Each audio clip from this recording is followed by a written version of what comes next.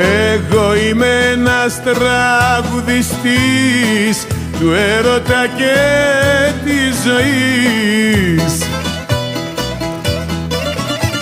Τραγουδάω για τη φτώχεια, για την ξενιτιά, αχ, και για τους ερωτευμένους που έχουνε φωτιά.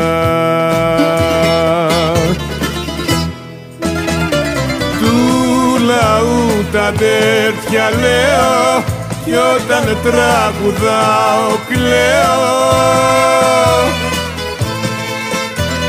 γιατί είμαι πονεμένος και στη φτώχεια γεννημένος.